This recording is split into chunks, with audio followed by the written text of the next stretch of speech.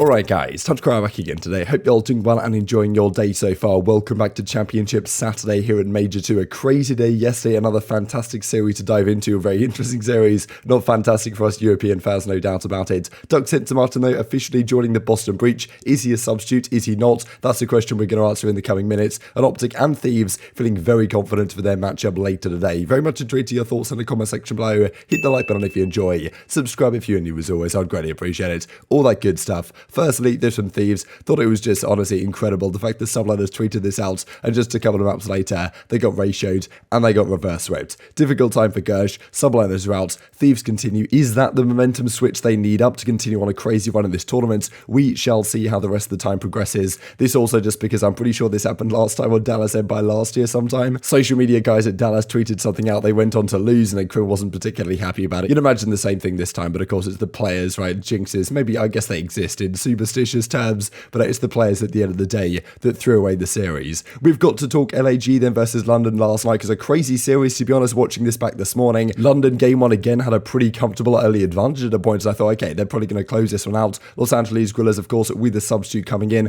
Spart was absolutely phenomenal, right? He pulls out the Volk. He's like the best Volk player in the game right now. Seems to be to some degree taking this event by storm, a Rampart-esque event to be honest. They win the game one. As soon as this happened, I was like, okay, wow, LAG winning another hard point here. London might be a little bit shooked. They didn't really look great, and to be fair, I think a few days ago when they won their game against Boston, Zero said after their match they hadn't really been doing as well in scrims as of late, or hadn't really been feeling it in scrims, but then match time, they kind of turned up. When I heard that, I was somewhat concerned that, maybe this would happen right at this event. They go into the search and destroy, they get absolutely bodied on this Tuscan, and at this point you're thinking, wow, it actually might be chalked for London guys, as indeed it turns out to be, but fair play right to Slasher, because there was a lot of talk about Slasher and his career and how he's been looking, kind of fallen off, I suppose, at the start of this season at least, based on where he usually is. Back on LAN, this guy's an absolute force to be reckoned with. He certainly was in this series. Spart played great as well. Slasher had his moments. They got 2-0. But again, though, London with the higher seed, they get to choose the control. They decide to go over to Gavutu. This is a map they're very good at. But again, honestly, there were some crazy offenses. Finally, London worked out how to win an offense. But this time, they now didn't know how to win a defense right. And I believe there was 4 offense wins in a row on this map. But at the end, Los Angeles Guerrillas just about held on their final defense. They closed this one out. A 3-0 stomping for Los Angeles Guerrillas. London out of there already. That's top 8.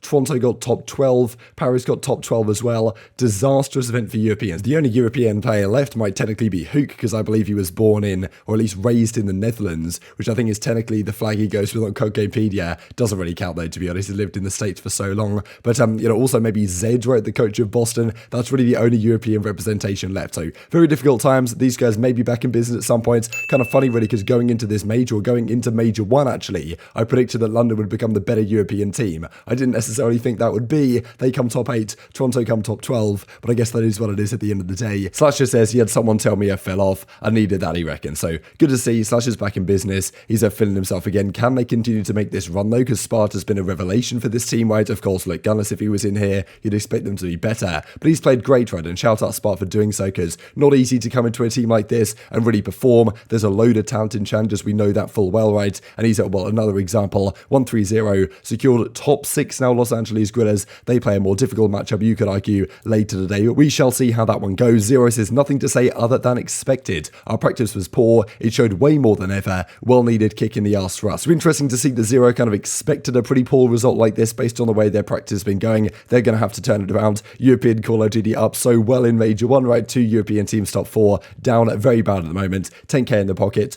Top 8 for London Royal Ravens. So many questions about what the hell the power rankings are going to look like when this tournament does indeed conclude. Many games to go on before then, though. Speaking of the Boston Breach, Censor was spotted in a Boston Breach jersey going up the escalator right here. People are wondering, okay, what's going on? Because Doug signed that contract a few days ago. Not really sure why, when they were going to announce this, they decided to announce it on April Fool's Day. Because if there's any announcement that people are going to think is a joke, it's kind of Doug joining a team, right? So join Boston Breach, he says. This is legit. He is indeed joining the Boston Breach. They come up with a pretty funny announcement video, to be honest, welcoming Censor to the team. Now, well, of course, I'm pretty sure he said last season sometime, if he was ever going to join a team, he wouldn't join it just as like a content creator, ambassador, or whatever. He wants to be there as a sub with the potential to actually get into the league and, perform on the pro stage. That's what he's going for. Now, of course, I believe technically as of yet, he's not actually signed on a substitute contract. Really weird situation going on. Zed explains it here in a second. But yeah, Doug is officially on the Boston Breach. I believe for now as kind of a content creator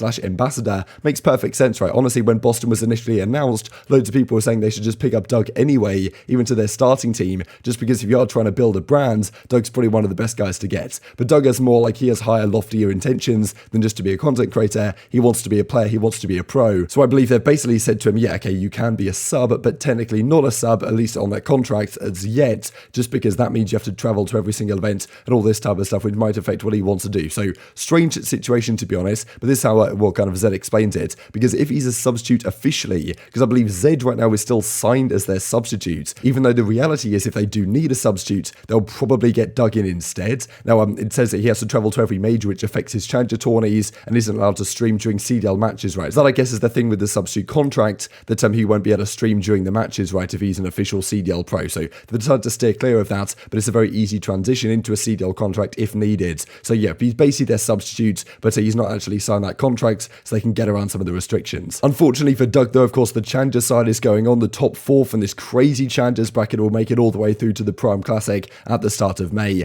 Doug's team of Censor, Wand and Ghosty been eliminated from challengers. They got, of course, beaten twice, right, in the winners bracket, then the losers bracket by Hitman and Co. Believe Censor and Co placed top 48, so tough times for them. Of course, there'll be crazy updates going on today, to be honest, how this tournament progresses. Are the big name teams going to do well? I believe most of the teams and most of the top name expected teams to make a run, they've been doing pretty well. Sort of Rokkr Academy, they're making a good run as well. But another team looking to make a run, of course, in the lower bracket in the main tournament is none other than OpTic Texas. They win their series last night at 3-1. Wasn't incredibly comfortable, but they get the job done at the end. I mean, it was pretty rare for these guys, I'm sure, against the crowd actually to be kind of battling up against them. But so yeah, the OpTic guys win this final map. Dashi was pretty hyped about it. He turned around massively. I'm pretty sure it might have been the final map, or there was one, I think it was the final map actually. Yeah, he started slow, like 3-9, ended up like 25-8 or something. He had a massive turnaround that final map. But yeah, OpTic continue. Their matchups certainly do not get easier though. They beat Minnesota yesterday. Today they will play the Los Angeles Thieves. We'll look at the matches here in a second and how they might play out, because it is tough to call what's going to go down today. It's going to be an absolute crazy day of COD, there's no doubt about it. This also, though, wanted to share a couple of things, because Drazah have been doing these great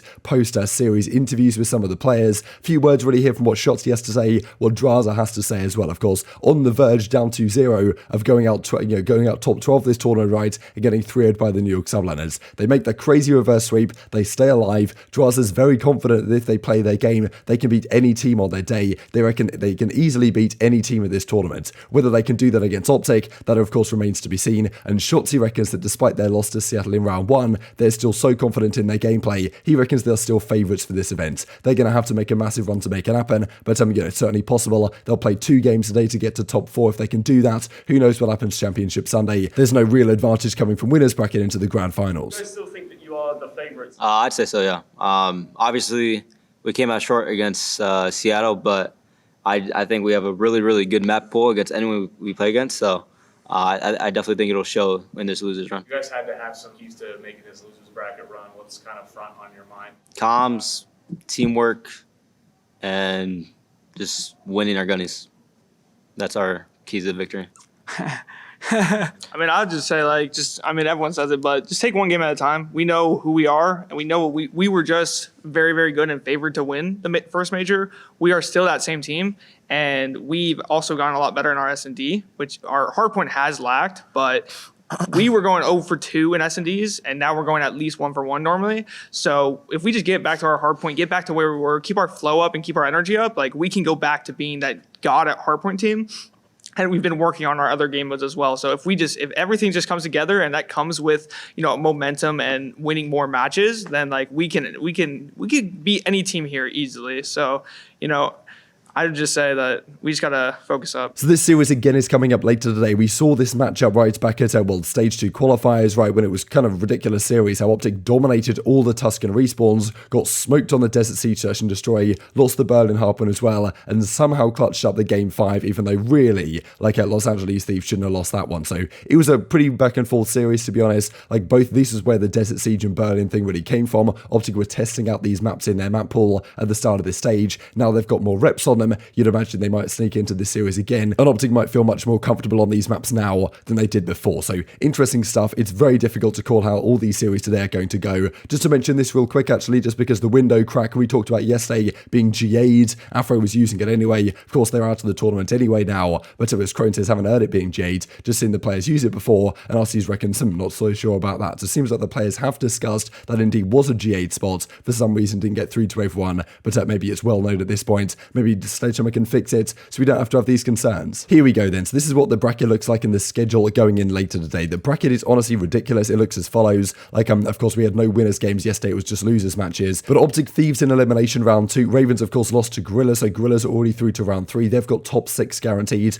Both of these teams and winners also have top 6 guaranteed. The losers, I believe it's the loser of the Mutineers Breach game will drop down to the top side, and the loser of the FaZe Surge game will drop down to the bottom side. So if OpTic win this, Thieves will get top 8. OpTic will then be guaranteed top 6. They'll play the loser of Mutineers and Breach to get top 4, at which point they'll play the winner of this series. It gets absolutely absurd. But here we go then. These are the 5 games going on today, starting with OpTic versus Los Angeles Thieves. A spicy matchup to kick things off. I feel like OpTic will be able to ride the momentum here. I'm still not really convinced. The way Thieves played yesterday against Subliners, like, I don't think that was good enough to beat OpTic. I think it's going to be a close series, though. I can see probably a 3-1 in favour of OpTic, but you know, I think Thieves are going to come for blood, there's no doubt.